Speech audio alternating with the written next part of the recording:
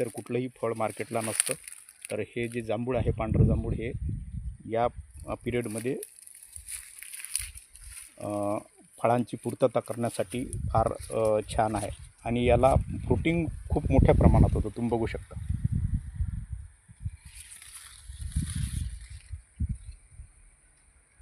म्हणजे जणू काही द्राक्ष ज्याप्रमाणे लागतात त्याप्रमाणे याला फ्रुटिंग लागतं.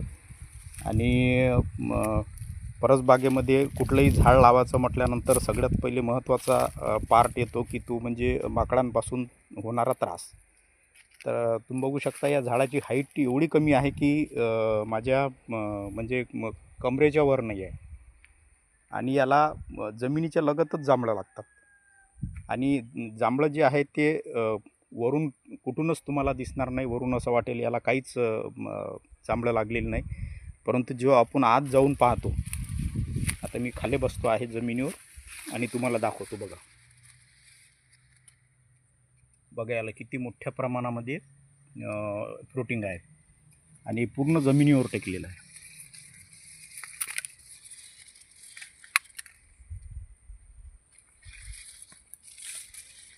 आणि चारही बाजूनं अशाच प्रकारे जांभळं आहेत. हे बघा.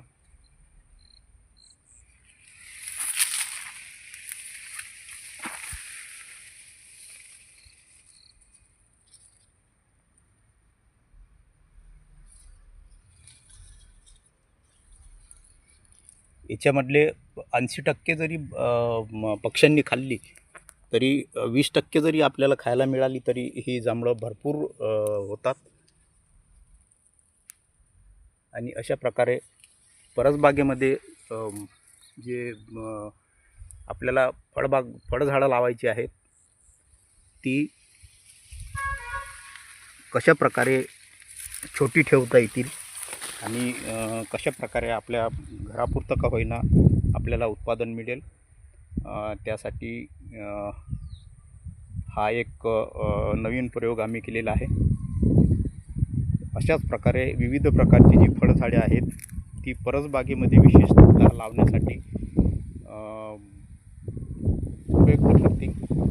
आणि आपली जी नेहमीची एक तक्रार होती की माकडांपासून आम्हाला खूप त्याचा बचाव करावा लागतो, तर अशाप्रमाणे झाडाची हाईट कमी ठेवून आपल्याला जर भरपूर उत्पादन मिळत असेल तर अशा प्रकारची फळझाडे लावण्यास हरकत नाही.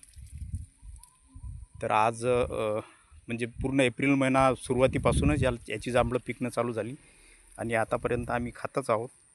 आणि आता एप्रिल जवळपास अर्धा संपत आला, तरी पण याला भरपूर प्रमाणात जांभळं आहेत आणि साधारणतः अधिक 1 महिना याचे फळं आमच्या परिवाराला खायला मिळतील.